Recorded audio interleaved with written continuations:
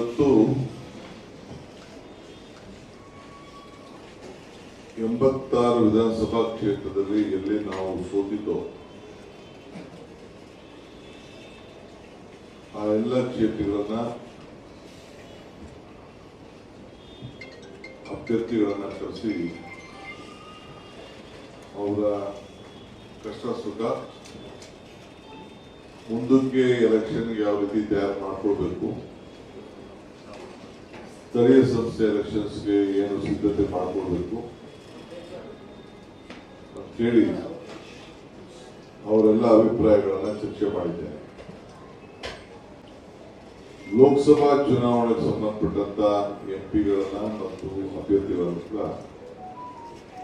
ಮತ್ತೊಂದು ದಿನ ಪ್ರತ್ಯೇಕವಾಗಿ ಅವ್ರನ್ನ ಸಭೆಯನ್ನ ನಡೆಸ್ತಾ ಇದ್ದೀನಿ. ಅವರಿಗೆ ಮುಂದಕ್ಕೆ ಚುನಾವಣಾ ಸೋತ ಮೇಲೆ ಅವರು ಪಾರ್ಲಿಮೆಂಟ್ ಎಲೆಕ್ಷನ್ಗಳೆಲ್ಲ ಮತ್ತು ಬೇರೆ ಬೇರೆ ಸ್ಥಳೀಯ ಸಂಸ್ಥೆ ಎಲೆಕ್ಷನ್ಗಳಲ್ಲಿ ಕೋಆಪರೇಟಿವ್ಗಳಲ್ಲಿ ಎಲ್ಲ ಕೂಡ ಕೆಲಸ ಮಾಡಿಕೊಂಡು ಬಂದಿದ್ದಾರೆ. ಮುಂದಕ್ಕೆ ಅವರಿಗೆ ಶಕ್ತಿ ಯಾವ ರೀತಿ ತುಂಬೋದು ಅಂತೇಳಿ ಅನೇಕ ಸಲಹೆಗಳನ್ನ ಕೊಡ್ತಾ ಇದ್ದೇನೆ. ನೆಕ್ಸ್ಟ್ ಅಸೆಂಬ್ಲಿ ನಡೆಯುವಾಗ ನಾನು ಮತ್ತು ನಮ್ಮ ಮುಖ್ಯಮಂತ್ರಿಗಳು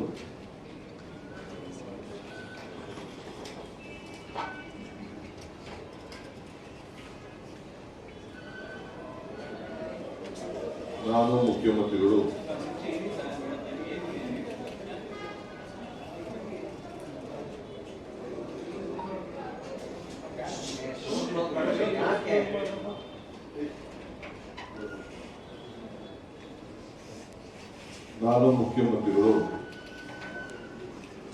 ಆ ಸೋತಂತ ಅಭ್ಯರ್ಥಿಗಳು ಮತ್ತು ಮಿನಿಸ್ಟರ್ಸ್ CLP ಮಾತ್ರ ನಮ್ಮ ಶಾಸಕರುಗಳು ಇರ್ತಾರೆ. ಸೋತಂತವರು ಕೂಡ ಒಂದು ಪ್ರತ್ಯೇಕವಾದಂತಹ ಒಂದು ಸಭೆಯನ್ನ ಪಾರ್ಲಿಮೆಂಟ್ ಮತ್ತು MP-ಗೆ ಸೋತಂತವರು ಕೂಡ ಕರೆದು ಅಸೆಂಬ್ಲಿ ಟೈಮಲ್ಲಿ ಚರ್ಚೆ ಮಾಡಲಿಕ್ಕೆ ದಿನಾಂಕವನ್ನು ನಿಗದಿ ಮಾಡ್ತೀನಿ ಅಂತ ಹೇಳಿ ಅವ್ರಿಗೆ ತಿಳಿಸಿದ್ದೇನೆ. 23ನೇ ತಾರೀಕು ನೆಕ್ಸ್ಟ್ ಮಂತ್ ಮಾರ್ಚ್ ರಿಂದ ಏಪ್ರಿಲ್ 1ನೇ ತಾರೀಕುವರೆಗೂ ಎಲ್ಲ ಮಿನಿಸ್ಟರ್ಸ್ ಇನ್ಕ್ಲೂಡಿಂಗ್ ಮೀ, ನಾನು ಸೇರ್ಕೊಂಡಂತೆ, ಸಿದ್ದರಾಮಯ್ಯನವರು ಸೇರ್ಕೊಂಡಂತೆ ಎಲ್ಲ ನಮ್ಮ ಅಸೆಂಬ್ಲಿಗಳಲ್ಲಿ ಮತ್ತು ಡಿಸ್ಟ್ರಿಕ್ಟ್ ಮಿನಿಸ್ಟರ್ಸ್ ಕಂಪಲ್ಸರಿ ಎಲ್ಲ ಕಾರ್ಯಕರ್ತರ ಸಭೆಯನ್ನ ಆ ಕ್ಷೇತ್ರವಾರು ನಡೆಸಬೇಕಾಗಿದೆ. ಅದಕ್ಕಿಂತ ಮುಂಚಿತವಾಗಿ ಏನಾದ್ರು ಶನಿವಾರ ಭಾನುವಾರ ನಮ್ಮ ಮಂತ್ರಿಗಳಿಗೆ ಟೈಮ್ ಸಿಕ್ಕಿದ್ರೆ ಬೇರೆ ಬೇರೆ ವಿಧಾನಸಭಾ ಕ್ಷೇತ್ರಗಳನ್ನ ಮುಗಿಸಲಿಕ್ಕೆ ಅವಕಾಶವನ್ನು ಕೊಡ್ತೇವೆ. ಈಗ ನಾನು ಇಲ್ಲಿ ಬೆಂಗಳೂರು ನಗರದ 28 ಕ್ಷೇತ್ರಕ್ಕೂ ಕೂಡ ನಾನೇ ಖುದ್ದಾಗೆ ದಿನಕ್ಕೆ 2 ಕ್ಷೇತ್ರ ಆಗ್ಬೋದು, 3 ಕ್ಷೇತ್ರ ಆಗ್ಬೋದು, ಬರೀ ಕಾರ್ಯಕರ್ತರ ಸಭೆ, ಗವರ್ಮೆಂಟ್ ಪ್ರೋಗ್ರಾಮ್ ಅಲ್ಲ, ಬರೀ ಕಾರ್ಯಕರ್ತರ ಸಭೆಯನ್ನು ನಡೆಸಲಿಕ್ಕೆ ತೀರ್ಮಾನವನ್ನು ಮಾಡಿದ್ದೇವೆ. ಜೊತೆಗೆ ಆ ಕಾರ್ಯಕರ್ತರ ಸಭೆ ನಡೆಯುವಾಗ ಯಾರನ್ನ ಸರ್ಕಾರ ನಾಮಿನೇಟ್ ಮಾಡಿದೆ, ಸ್ಟೇಟ್ ಲೆವೆಲ್ ಇರ್ಬೋದು, ಡಿಸ್ಟ್ರಿಕ್ಟ್ ಲೆವೆಲ್ ಇರ್ಬೋದು, ರಾಜ್ಯ ಮಟ್ಟ ಇರ್ಬೋದು, ಅಸೆಂಬ್ಲಿ ಲೆವೆಲ್ ಇರ್ಬೋದು,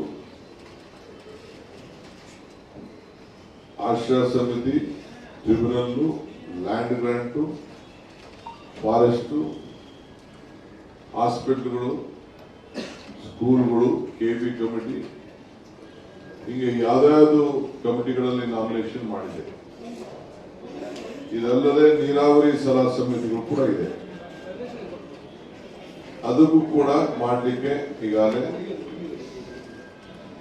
ಮಾಡಿಲ್ಲ ಅಂದ್ರೆ ಅಷ್ಟರೊಳಗೆ ಮಾಡಿಸಿ ಆ ಕಾರ್ಯಕರ್ತರ ಸಭೆಯಲ್ಲಿ ಅವ್ರನ್ನ ಕೂರಿಸಿ ಅವ್ರಿಗೊಂದು ಸಪರೇಟ್ ಆದಂತ ಒಂದು ಸನ್ಮಾನ ಕೂಡ ಮಾಡಿ ಕಾರ್ಯಕರ್ತರನ್ನ ಪಕ್ಷ ಕೂರಿಸಿದೆ ಅಂತೇಳಿ ಅವ್ರಿಗೆ ಅವ್ರ ಜವಾಬ್ದಾರಿ ಏನು ಅನ್ನೋದನ್ನ ತಿಳಿಸುವಂತ ಕೆಲಸವನ್ನ ಮಾಡ್ತಾ ಇದ್ದೀವಿ.